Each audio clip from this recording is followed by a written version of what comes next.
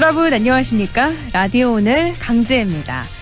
코로나19의 새로운 변이 오미크론의 국내 첫 확진자인 40대 부부가 방역당국의 역학조사에서 거짓 진술을 한 사실이 드러났습니다. 초기 역학조사에서 공항에서 자택으로 이동을 할 때 방역 택시를 탔다고 진술을 했는데요. 하지만 실제로는 자택 이동 당시에 우즈베키스탄 국적의 30대 지인이 운전한 차를 탔던 걸로 파악이 됐습니다. 이 부부의 거짓 진술 때문에 30대 지인은 밀접 접촉자로 분류가 되지 않았고요. 그러다 보니 격리 없이 일상생활을 했고 심지어 대형 교회의 외국인 대상 프로그램에 참석한 사실까지 드러났습니다. 40대 부부는 왜 거짓 진술을 했을까요? 이 부부와 30대 지인의 접촉자만 최소 60여 명에 이를 거라고 하는데요. 자칫 국내 오미크론 확산의 중요한 원인이 되지 않을까 우려가 커지고 있습니다. 12월 2일 목요일 라디오 오늘 광고 듣고 시작합니다.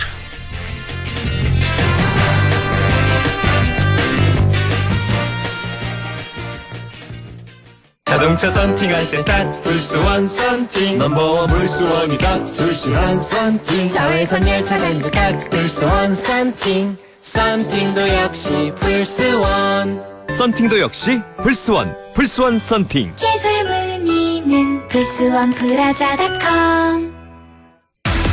알았어 DBF 알았어 현금은 알았어 DBF 알았어 생애 주기별 은퇴 시점에 맞춰 알아서 투자해주는 연금펀드 한국투자 TDF 알아서 한국투자 신탁운용 펀드보스 등 별도 발생 원금 손실에 유의하시고 투자 전 상품 설명서 및 약관을 꼭 확인하세요. 세라젬 V6 퇴행성 협착증으로 견인이 필요한 장모님도 혈액순환 개선이 필요한 엄마도 추간판 탈출증으로 견인이 필요한 아빠도 근육통 완화가 필요한 아들도 미국 FDA 승인 세라젬 V6 지금 체험해보세요.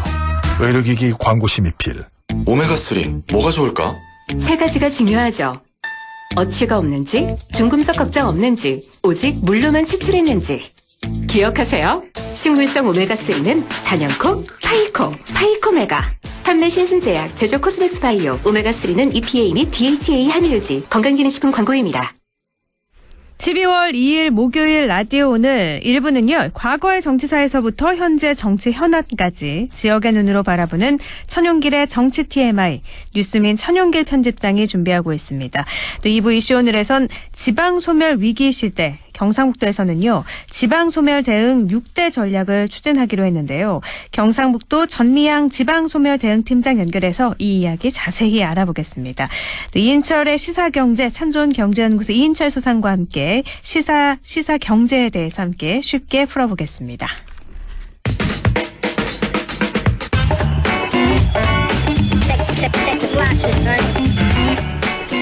천용길의 정치 TMI 지역의 시각으로 우리 정치를 생각해보는 순서죠. 오늘도 뉴스민 천용길 편집장 연결합니다.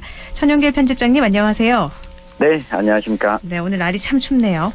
네, 날이 많이 쌀쌀해졌습니다. 네, 이렇게 추워지면서 점점 선거가 다가오고 있구나 느껴지고 있어요. 네. 지방선거는 내년 6월이잖아요. 맞습니다. 네, 분위기가 점점 달아오르고 있는데요. 네, 오늘이 지방선거 또 6개월을 앞둔 날이거든요. 네. 네, 그래서 우리 지역 상황은 좀 어떤지를 한번 오늘 살펴보고자 합니다. 아주 좋을 것 같아요. 먼저 네. 경북도지사하고 경북교육감 선거 상황부터 좀 볼까요? 네, 이 경북도지사, 경북교육감 선거를 지금 거론되는 후보들 이전에 역대 경북도지사, 교육감은 어땠는지 우리가 한번 돌이켜보면요. 이 경상북도 도지사는 역대 지금 현 이철우 도지사 포함해서 네. 3명밖에 없습니다. 도지사 선거를 7번 치렀는데요. 그 가운데 이 제한이 걸리는 3선을 연임한 이근 도지사, 김관용 도지사 이 두 전임 도지사가 모두 3선씩 네. 다 선거를 치렀고요. 네. 이 3선 연임으로 끝나고 나서야 이철우 경북도지사가 당선이 됐거든요. 꼭 임기가 네. 4년이 아니라 12년인 것 같은 느낌이에요. 맞습니다. 뭐 그런 이야기도 있다 보니까 이 국민의힘이나 뭐 더불어민주당에서 거론되는 후보들은 있긴 한데 내가 딱 경북도지사 선거에 도전하겠다. 이 적극적으로 의사를 밝히는 분들은 잘 보이고 있지 않습니다. 네. 아무래도 현직 도지사가 유리하다라고 하는 판단 때문인데요. 현재 살펴보면 국민의힘 내에서는 이철우 경북도지사는 당연히 재선에 도전하겠다라는 이야기를 이 주변에 밝히고 있고요. 네. 같은 국민의힘에서 이 강석호 전 국회의원, 네. 김강림 전 국회의원이 이 도지사 후보군으로 꾸준히 이야기는 나오고 있습니다. 다만 강석호 전 의원의 경우에는 영덕과 포항을 근거지로 하고 있는데 이번에 그 국민의힘 대선 경선 당시에는 홍준표 의원 캠프에서 일을 했었거든요. 네. 근데 홍준표 의원이 경선에서 패배하면서 과연 도지사 선거를 나올 수 있을까? 이런 우려도 관측되고 있고요. 이 안동을 지역구로 3선을 역임했던 김광림 전 국회의원이 지난 경선이었죠. 지난 도지사 선거 경선에서 아깝게 패배했기 때문에 네. 이번에 다시 도전할 거다. 이런 관측도 나오고 있습니다. 그러면 경북도지사 선거 같은 경우에는 아무래도 지금 현재인 사람이 유리하다고 말씀을 하셨지만 네. 김강림 의원이나 강석호 의원이 나온다면 어떻게 될지 알 수 없을까요? 아니면 그래도 이철우 네. 도지사가 유리할까요? 네, 그래도 현재로서는 이철우 도지사가 조금은 유리한 위치에 있는 것 같아 보이지만 사실 대구 경북 행정 통합이라든가 군의군 편입 문제로 이철우 도지사가 특히 경북 북부 지역에서는 너무 이 경북 서부 지역과 동부 지역에 치중한 것 아니냐 이런 비판도 나오고 있어서 안동이 근거지인 이 김강림 전 의원이 이 도전을 한다면 좀 이 막상막하의 승부가 될 수도 있다. 이런 분석도 나오고 있습니다. 갑자기 궁금해지는데요. 네. 경북도지사만 이렇게 3선 연임이 무난하게 이루어지는 건가요? 아니면 다른 지자체도 그런가요? 네, 다른 지자체 가운데 3선 연임이 2차례 연속으로 이루어진 곳은 경북밖에 없습니다. 그렇군요. 왜 이런 네. 정치적 색깔이 나타나는 거죠? 네, 두 가지 이유가 있을 것으로 보이는데요. 일단 기본적으로 이 광역자치단체 가운데 도단위 이 광역단체의 경우에는 이 특정한 한 개의 지역을 연고를 하기 어렵다 보니까 범위가 상당히 넓지 않습니까? 네. 그러면 도지사 후보로 나섰을 때 이름이 가장 널리 알려진 사람이 유리합니다. 그러니까 우리 광역시장의 경우에는 자주 이렇게 경쟁자들이 등장하는데 광역도의 경우에는 일선 기초자치단체 시군 시장과 군수에 대한 관심도가 훨씬 더 높다 보니까 도지사 후보군에 도전하기는 또 쉽지 않기 때문도 있고요. 네. 또 한 가지는 특히 경북 지역의 경우에는 국민의힘 계열 정당의 공천만 받으면 당선될 수 있다. 네. 라고 하는 부분 때문에 이 공천을 계속해서 받을 수밖에 없는 조건에 있는 사람, 이 당원과 인지도가 높은 사람이 공천을 받고 그러면 본선거에서도 당선이 유리하게 되는 거죠. 때문에 더불어민주당에서 후보군이 잘 나오지 않고 있는데 현재까지로는 더불어민주당의 장세호 경북도당 위원장 그리고 이 오준기 전 도당위원장이 어쨌든 경북에서 최초로 민주당 대선 후보가 나왔으니 경북도지사 선거도 좀 치러야 되는 것 아니냐. 이런 이 추천들이 계속해서 나오고 있습니다. 알겠습니다. 아무래도 정치색이 좀 깊다 보니까 이런 네. 현상이 나타나고 있는 것 같은데요. 그럼 경북 교육감은 어떤가요? 네, 경북 교육감도 2010년부터 교육감 선거가 진행이 됐는데요. 역대 지금 교육감 선거는 4번 치렀는데 3번을 한 교육감이 했습니다. 그러다 보니까 현직인 임종식 교육감이 상대적으로 또 유리한 것 아니냐 이런 분석이 나오고 있고 네. 지난 지방선거에서 경북 교육감 선거에서 함께 맞붙었던 이경희 전 포항교육지원청 교육장 그리고 이창교 경북혁신교육연구소 공감 이사장이 또 후보로 거론되고 있고 김성조 경북문화관광공사 사장도 교수를 지낸 적이 있다 보니까 교육감 선거 자격이 되거든요. 지금 후보로도 거론이 되고 있습니다. 알겠습니다. 경북 교육감은 어떻게 예상이 될까요? 네, 이 교육감은 정당 추천이 없다 보니까 네. 역시나 평상시에는 교육감은 이름이 널리 알려져 있지 않습니까? 그래서 현직 교육감이 상대적으로 또 역시나 유리하다 이렇게 볼 수 있겠습니다. 역시나 현직이 유리한 경북 교육감 선거 어떻게 될지 지켜봐야 될 것 같고요. 그럼 이번에는 네. 기초단체장 선거도 좀 보죠. 네, 일단 이번에 경북 북부 지역 9곳 가운데 3선 연임 제한으로 현직 출마가 제한된 곳들이 있습니다. 네. 이곳이 사실 가장 큰 관심사인데 안동시장, 문경시장은 이 3선 제한으로 출마를 현직 시장이 할 수 없다 보니까 가장 치열한 지역으로 꼽히고 있거든요. 네. 그리고 이외에도 현직 단체장이 지금 재임 중에 수사 대상에 오는 분들이 있어서 이것도 출마가 어려워질 수 있다 보니까 경쟁이 또 치열해지고 있습니다. 삼선 연임, 그러니까 권영세 안동시장과 고윤환 문경시장 네. 이 부분은 삼선 연임이기 때문에 다시 나올 수가 없어서 어쨌든 교체가 확실시 된 거고요. 네. 비리 의혹 많다고 말씀을 해주셨는데 먼저 엄태양 봉화군수도 짚어봐야 될 것 같아요. 1심 재판이 맞습니다. 진행 중인데 어제 검찰이 징역 12년에 벌금 20억 원이라는 중형을 또 구형을 했잖아요. 네, 상당한 중형을 구형했는데요. 뇌물수수 혐의와 관련해서는 징역 10년, 또 직권남용과 관련해서는 징역 2년을 각각 구형을 했습니다. 이 도합 징역 12년이고 이 벌금도 20억 원, 추징금도 9억 원을 함께 구형을 했습니다. 네. 어떤 내용인지 좀 보면 2019년에 엄태양 군수가 이 건설업자에게 광급공사 수주와 관련해서 편의를 제공해 준 다음에 이 공사 대금 이 9억 3천여만 원을 받아챙긴 혐의로 재판에 넘겨졌습니다. 여기에다가 광급 자재 납품업체가 기존 업체를 빼고 특정한 업체와 공급을 하도록 이 강요한 혐의도 받고 있거든요. 네. 엄태양 군수에게 이러한 편의를 제공한 광급 업체 관계자는 집행유예형이 이미 나왔거든요. 그렇다 보니까 엄태양 군수가 유죄로 인정받을 가능성은 상당히 좀 높아 보인다는 게 이 법조계의 관측이고요. 네. 내년 1월 14일이면 1심 선고 공판이 열리게 되는데 아무래도 이렇게 유죄 판결을 받게 되면 엄태양 군수가 무소속으로 당선되긴 했지만 이 공천과 무관하게 출마 자체가 좀 어려워질 수 있다. 이렇게 관측이 되고 있습니다. 의성군도 사실 김주수 의성군수도 뇌물수수 혐의로 지금 수사 중이잖아요. 이것도 좀 네. 볼까요? 네, 김주수 의성군수 역시 지역의 건설업체 대표로부터 이 공사 수주와 행정 편의 등의 청탁과 함께 수천만 원을 받은 것으로 알려졌습니다.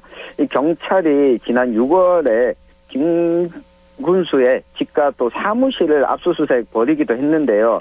일단 9월에 이 검찰이 구속영장을 청구한 것은 기각이 됐습니다. 네. 죄가 없다는 것은 아니고요. 법원에서는 이 도주 우려가 있다고 보기 어렵다면서 구속영장 청구에 대해서는 기각을 했는데 현재 검찰 수사가 진행 중이거든요. 네. 때문에 김주수 군수 역시 앞으로 수사 결과나 재판 결과에 따라서 이 상황이 달라질 수도 있습니다. 네.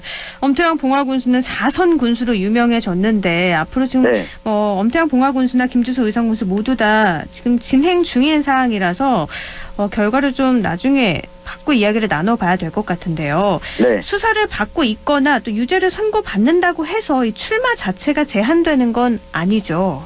네, 아닙니다. 이게 공직선거법을 위반했거나 그리고 징역형을 선고받고 이것으로 인해서 피선거권 자체가 박탈되어야지만 출마가 제한됩니다. 네. 여기다가 지금 현재 이 엄태양 봉화군수는 1심 선고 앞두고 있고 김주수 군수의 경우에는 아직 그 재판 1심도 진행되지 않았거든요. 네. 그렇게 되면 3심까지 최종 재판이 마쳐야 이 후보 출마 자격 여부가 결정이 되는데 문제는 김주수 군수의 경우에는 이 국민의힘에 이 공천을 받고 이 전신의 정당에서 공천받고 당선이 됐거든요. 네. 근데 국민의힘 이 내부 규정을 보면 검찰에 기소된 자에 대해서는 이 공천을 하지 않는다는 룰이 있습니다. 그래서 1심 재판 결과가 나오지 않더라도 국민의힘 내부에서는 이 공천을 받기 어려울 수 있고요. 네. 다만 이 본인 입장에서 정말 나는 죄가 없다, 억울하다라는 생각이면 국민의힘을 탈당하고 무소속으로 출마할 수는 있습니다. 때문에 이렇게 되면 선거 구도가 상당히 복잡해지게 되거든요. 그렇죠. 국민의힘에서도 출마를 하고 이 무소속 출마자도 나오게 되면 여기다가 더불어민주당 후보까지 출마하게 됐을 때 이 표가 갈라지는 효과로 인해서 당선자가 누가 될지 예측할 수 없는 선거가 될 수도 있습니다. 정말 더 알 수 없어질 수도 있다는 말씀이신 건데요. 네. 지금 예비 후보자 등록 전이잖아요. 네. 그런데도 벌써 선거법 위반 사례가 적발이 되고 있다고요? 네, 뭐 이분들에게는 뭐 불행일 수도 있지만 뭐 다행일 수도 있다라고 평가하는 분들이 많은데요. 다행인 건 왜 다행이에요? 네. 네, 선거에 출마해서 이 돈을 쓰고 힘드느니 차라리 사전에 공직선거법 위반으로 이렇게 적발이 되면 선거 출마 자체를 안 할 수 있지 않느냐. 주변 분들이 이런 이야기도 하고 있는데. 그러니까 이게 돈을 쓰고 나서 나중에 어차피 안 되느니 지금 적게 네. 쓰고 아예 안 나가는 게 더 낫다. 이런 말씀이세요. 네. 네. 그런데 지금 예비후보 등록일이 2월 1일이거든요. 네. 근데 예비후보 등록 전에 이미 공직선거법 위반 사례가 좀 적발이 되고 있습니다. 지난 11월이었죠. 예천군 공무원이 이 군수 명의로 선물 세트를 선거 지역 주민들한테 제공한 혐의로 고발이 됐습니다. 네. 또 상주에서도 시의원 선거 입후보를 예정하고 있는 사람이 이 상주시 지역에 있는 단체 관계자에게 음식물을 제공한 혐의로 또 고발을 당했거든요. 이 공직선거에 출마하려고 하시는 분들은 그 누구라도 특히 이 지역 선거 투표를 할 수 있는 지역 주민을 대상으로 기부 또는 선물을 주는 행위 자체를 하지 않도록 제한을 하고 있습니다. 네. 선거가 다가오면서 선거법 위반 사례가 확 늘어나잖아요. 주의해야 네. 될 것들도 많이 있을 것 같은데요. 네. 일단은 앞서 제가 언급을 했지만 지금 예비후보로 등록하기 전이라도 본인 입으로 나는 선거에 출마할 거다라고 이야기를 하고 다닌다면 입후보 예정자로 볼 수 있습니다. 네. 그렇게 되면 식사비를 본인이 내가 오늘 쏠게라고 결제하는 것 또한 이 부정한 선거운동 방법이 될 수 있거든요. 이런 분들을 위한다면 함께 식사하는 자리나 그리고 함께 모인 자리에서 모두가 각자가 먹은 만큼을 내는 것도 좀 필요해 보이고요. 네. 유권자들의 경우에도 이 공직선거를 준비하는 분들이 이런 금품을 제공하거나 하는 일을 발견했을 때 선거관리위원회로 그때그때 신고를 해야지 본인도 이 처벌을 받지 않을 수 있다는 점 꼭 유념해 주시기 바랍니다. 네, 그냥 선물처럼 받았다가 준 사람, 받은 사람 모두 다 처벌을 받을 수 있다는 점 생각을 해봐야 될 것 같습니다. 오늘 네. 말씀 여기까지 나누죠. 고맙습니다. 감사합니다. 네, 천용길의 정치 TMI 뉴스민 천용길 편집장과 함께했습니다. 라디오 오늘 1부는 여기까지고요. 저는 광고 듣고 2부에서 뵙겠습니다.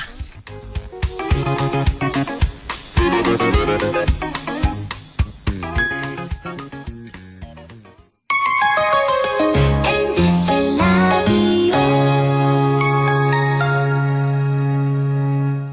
할인점보다 더 실속 있고 편의점보다 더 편리하게 살 수 있는 곳, 시장보다 더 정이 넘치고 백화점보다 더 품격 있는 곳, 이런 곳이 없을까요? 네, 우리 동네 우리 할인점 험마트가 있습니다. 지난 25년간 항상 고객과 함께한 험마트. 용상점, 자이점, 신용주점, 서천점에서 새롭게 고객님께 다가갑니다. 홈마트. 가구 살 땐 꼭 한번 가보자. 안동 명품 가구 백화점. 흑표 흑침대, 양성국 갤러리, 금성침대, 한국 가죽 소파, 장수돌 침대. 다양한 브랜드 가구를 한 곳에서 쇼핑할 수 있는 대형 가구 전시장. 안동 명품 가구 백화점. 성공적인 귀농을 꿈꾸시나요? 영천에는 귀농하기 전 1년간 이론과 실습을 겸비한 영천시 재료형 농업창업지원센터가 있습니다. 개인주택부터 텃밭, 그리고 농업교육까지 원스톱 교육시설. 실패 없는 귀농 영천입니다. 영화보다 더 감동적인 신이 있습니다. 코로나 최전선 의료진의 영웅신. 발코니로 떠나는 우리 가족 여행신. 선생님은 못 만나도 집에서 열심인 열공신. 국민 여러분께서 만들어낸 감동적인 신들입니다. 그리고 이제 모두가 기다려온 백신으로 해피엔딩 신을 보여줄 차례. 우리가 함께 만든 최고의 신들이 있어 대한민국은 반드시 코로나19를 이겨낼 것입니다. 공익광고협의회. 마음을 열어줘. 다가가 나 속삭이도록. 언제나 내 생각으로 행복해야 해요.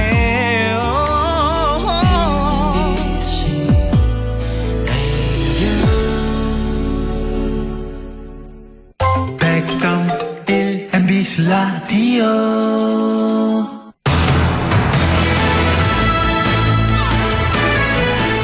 네, 지금 시각 6시 26분 지나고 있습니다. 라디오 오늘 2부 순서 이슈 오늘입니다. 경상북도가 지방소멸 대응 종합계획을 추진하는데요. 지난 4월부터 8개월간 국토연구원의 연구 용역을 맡겨서 지방소멸 위기의 실태와 또 대응책을 마련했습니다. 경상북도 인구정책과 전미양 지방소멸 대응팀장 연결해서 이 이야기 자세히 나눠보도록 하겠습니다. 전미양 팀장님 안녕하세요. 네, 안녕하세요. 네. 최근에 경상북도에서 이 지방소멸 대응 종합계획 연구 용역 완료 보고회를 열었잖아요. 현재 네. 경상북도의 인구 변화 또 지방소멸 위기가 어느 정도인지 먼저 짚어주시죠. 예, 우리 경상북도는 저출생 고령화와 인구 유출로 지방소멸 위기에 직면하고 있습니다. 총 인구는 대구시와 분리된 1981년 319만 명에서 지난 10월 기준 263만 명으로 56만 명이 감소했습니다. 2016년부터는 사망자 수가 출생자 수보다 많아져 인구의 자연적 감소가 더욱 심화되고 있고 전입자보다 전출자가 많아 사회적 감소 현상이 지속되고 있는 시점입니다. 특히 청년 인구는 지방 대도시 및 수도권으로 유출로 인해 지난 10년간 18만 명이 감소했습니다. 반면에 65세 이상 고령 인구는 10년간 18만 명이 증가하여 총 인구의 22.6%로 초고령 사회가 되었습니다. 지난 10월 행정안전부는 전국 89곳을 인구 감소 지역으로 지정하였습니다. 경북은 23개 시군 중 16개 시군이 인구 감소 지역에 포함되며 전남도와 함께 가장 많은 기초자치단체가 인구 감소 지역으로 지정되었습니다. 네, 청년은 유출되고 고령 인구는 늘어가는 초고령 사회에다가 23개 시군 중에서 16개 시군이 인구 감소 지역에 포함되면서 정말 심각한 문제가 초래가 되고 있는데요. 경상북도에선 이번 연구 용역을 통해서 지방소멸 대응을 위한 6대 추진 전략 마련을 했죠. 네네. 이 6대 추진 전략 뭔가요? 예, 경상북도는 인구 감소에 따른 지방 소멸 위기에 선제적으로 대응하고자 올해 도단위 지방 소멸 대응 종합계획 수립 용역을 추진하였습니다. 연구 용역을 통해서 활력 있는 경북, 살기 좋은 경북, 매력 있는 경북을 목표로 6대 추진 전략을 마련하였습니다. 먼저 거주 인구 기준의 양적 확대 정책에서 벗어나 지역과 연을 맺고 지속적인 교류와 체류를 통해 지역 활력에 도움이 될 수 있는 생활인구 활력화 전략입니다. 네. 둘째, 청년, 중장년, 외국인 등의 다양한 세대가 지역에 성공적으로 정착할 수 있도록 세대 조화, 통합 경북 만들기 전략입니다. 셋째, 우리 지역의 자연환경, 문화유산, 특산물 등을 활용한 지역 자원 활용 특화 전략과 넷째, 고령화와 과소마을 주민들에게 동등한 삶의 질 보장을 위해 건강하고 편리한 생활 공동체 조성 전략입니다. 다섯째, 지자체 간 생활권 구성 및 협력과 도, 농 간 교류 등 지역 간 연대 협력 및 관계 강화 전략입니다. 마지막으로 4차 산업혁명 시대 디지털 인프라 기반 조성 등 새로운 미래 변화의 선제적 대비와 전환 전략입니다. 6가지로 나누어서 발전할 수 있는 방안이 마련이 된 것 같은데요. 하나하나 조금 살펴봐야 될 것 같아요. 가장 먼저 이야기해 주신 게 생활인구 확보, 유연 거주 촉진인데요. 이 부분에 대해서 좀 자세히 알려주시죠. 예, 생활인구란 그 지역 주민을 포함한 통근, 관광, 휴양, 업무, 정기적 교류 등을 이유로 지역을 방문하거나 체류하는 사람들을 말합니다. 재택 근무 확산과 사도, 삼촌 등의 라이프 스타일 변화에 맞춰 청년, 가족 단위, 베이비 부모 세대, 직장인 등을 대상으로 지역에 맞는 차별화된 살아보기 모델을 발굴하여 생활인구 확보를 위해 제2의 고향 만들기를 추진하겠습니다.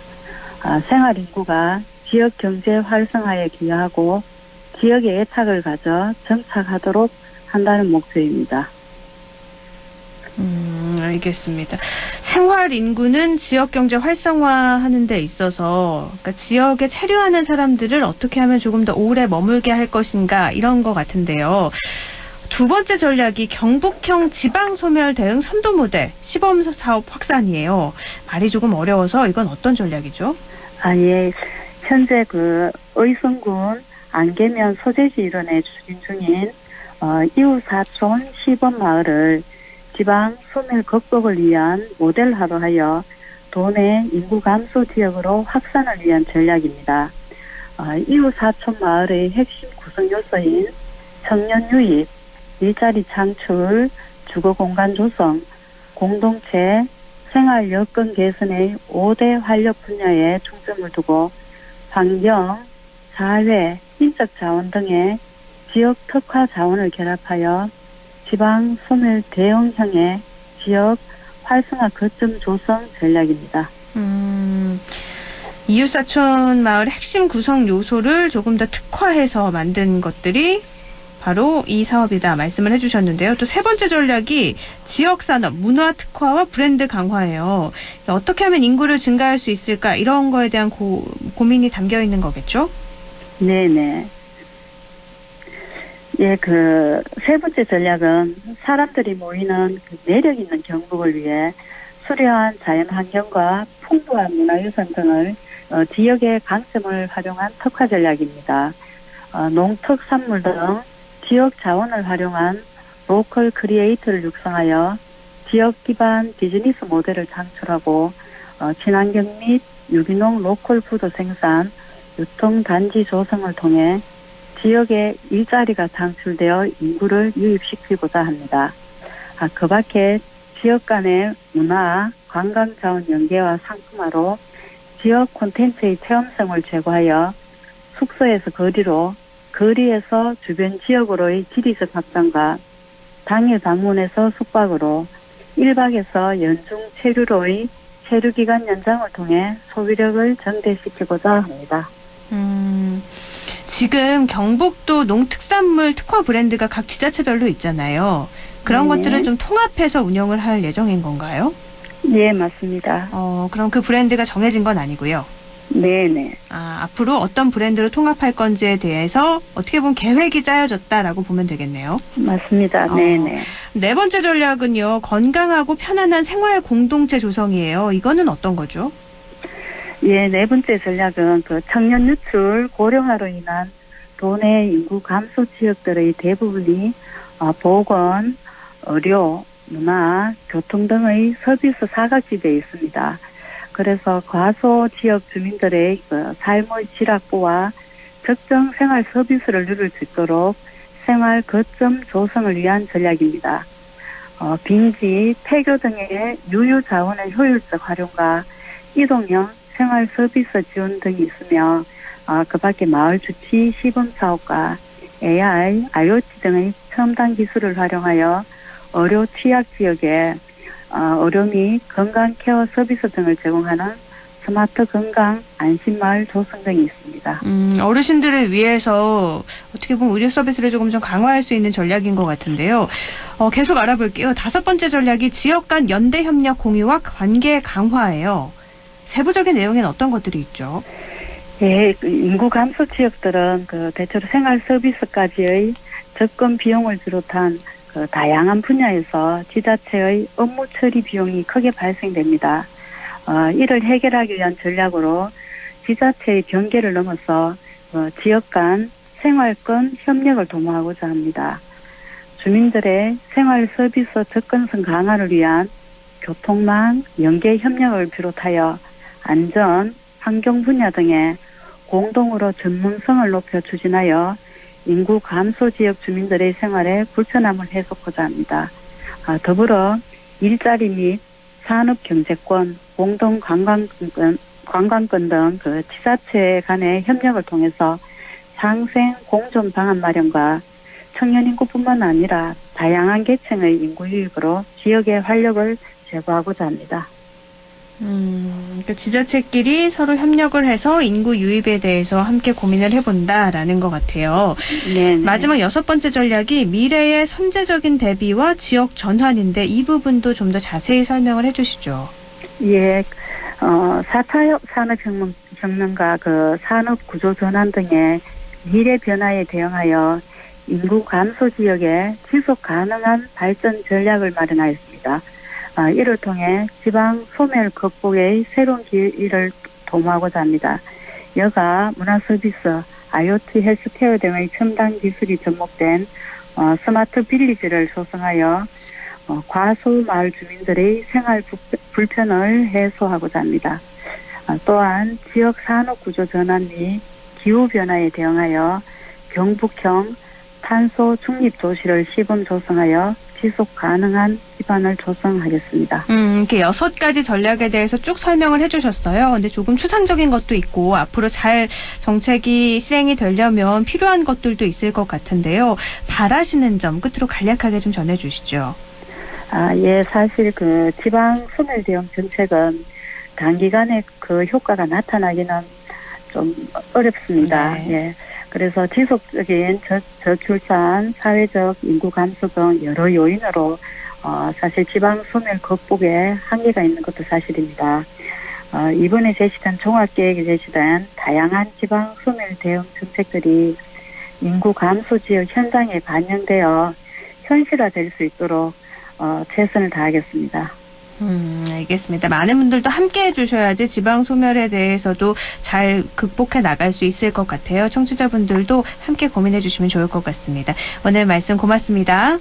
예, 감사합니다. 네, 지금까지 경상북도 인구정책과 전미향 지방소멸 대응팀장이었습니다. 라디오 오늘에서는 청취자 여러분의 참여를 기다리고 있습니다. 우리 지역에서 발생한 사건, 사고 소식이나 함께 토론하고 싶은 내용을 안동 MBC 홈페이지 라디오 오늘 게시판에 올려주시기 바랍니다. 전화와 문자 참여도 하실 수 있습니다. 전화는 851국에 7191번, 문자는 샵 0913번으로 보내주시면 됩니다. 문자는 단문 50원, 장문 100원의 정보 이용료가 있습니다. 여러분의 많은 참여 바랍니다.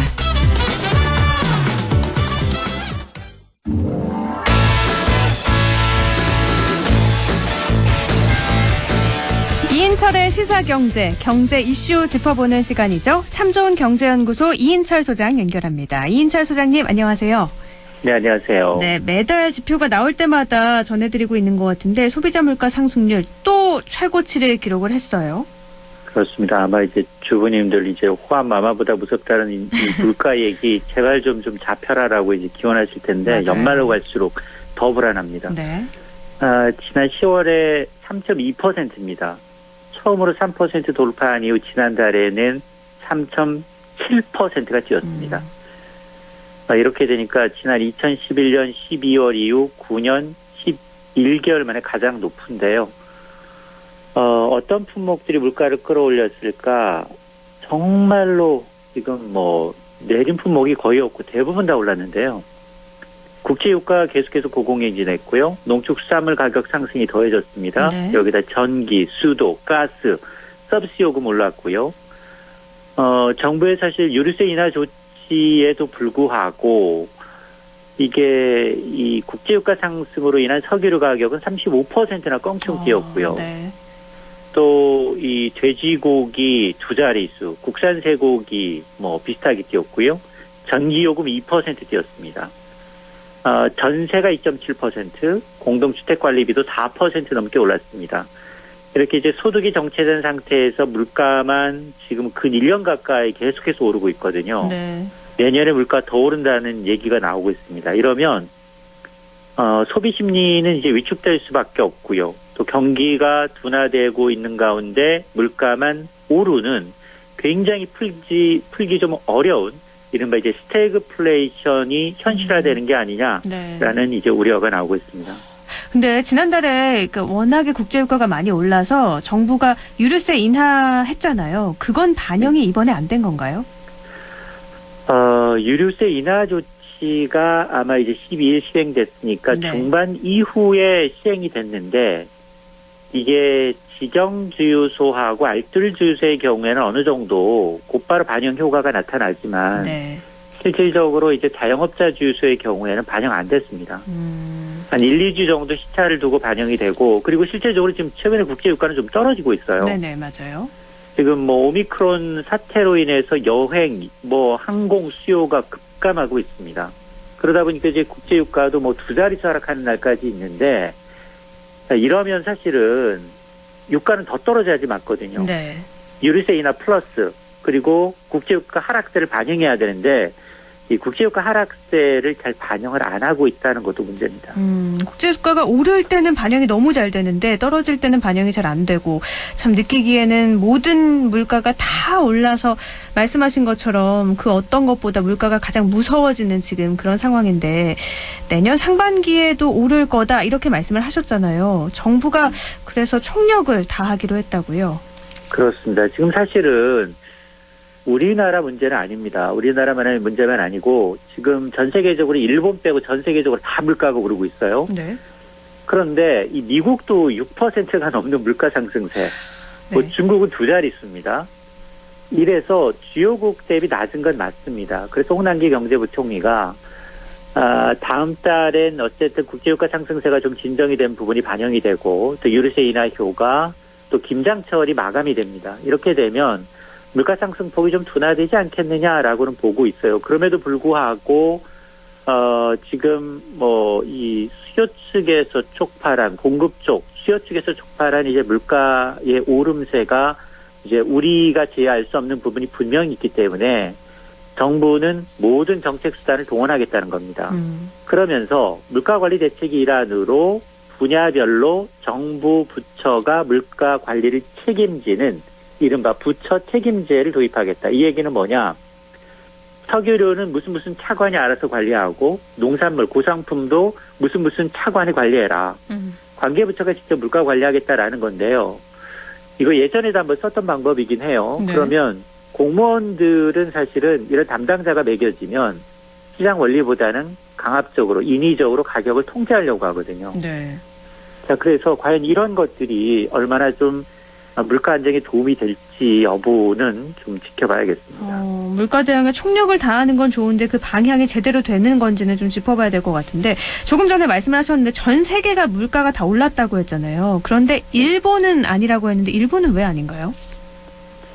일본을 가보시면 깜짝 놀라는 게 30년 전 가격이나 지금 가격이나 똑같습니다. 30년 전이랑요? 네. 예. 아마 교통비도 그렇고요. 물가가 거의 전 세계 유례적으로 물가가 안 오르는 이른바 이제 잃어버린 20년, 30년 이후에 가장 이제 아마 역동적이지 않은 이 나라가 이제 일본인데 네. 일본은 뭐 여전히 지금 뭐 국제유가 오름세에서도 그렇고 지금 뭐 전반적인 이 물가 오름세가 0%대예요. 그래서 뭐 지금 뭐 앞서 제가 이제 미국도 6%라고 말씀을 드렸는데 일본만 오히려 이제 경기가 그동안 계속 이제 둔화되고 있는 가운데 씀씀이조차 이제 늘지 않다 보니 인위적으로 물가를 올리게 되면 안 팔립니다. 그래서 물가 오름세는 굉장히 어느 누구도 도전적으로 물가를 올리려고 하지 않아요. 그래서 아마 일본만 예외적으로 이례적으로 낮은 물가가 지금 형성이 되고 있는 상황입니다. 오래 지속된 경기 둔화가 물가도 올리지 못하는 그런 상황이 된 거군요. 그렇습니다. 누가 먼저 물가를 올려줘야 되거든요. 네. 선도업체가 물가를 예를 들어서 뭐 우유값이다 아니면 무슨 뭐 햄버거 값이다 선도업체가 올려줘야 되는데 누구도 시도를 하지 않습니다. 너무 많이 올려도 문제고 이렇게 안 올려도 또 문제가 계속되고 있는 것 같은데요.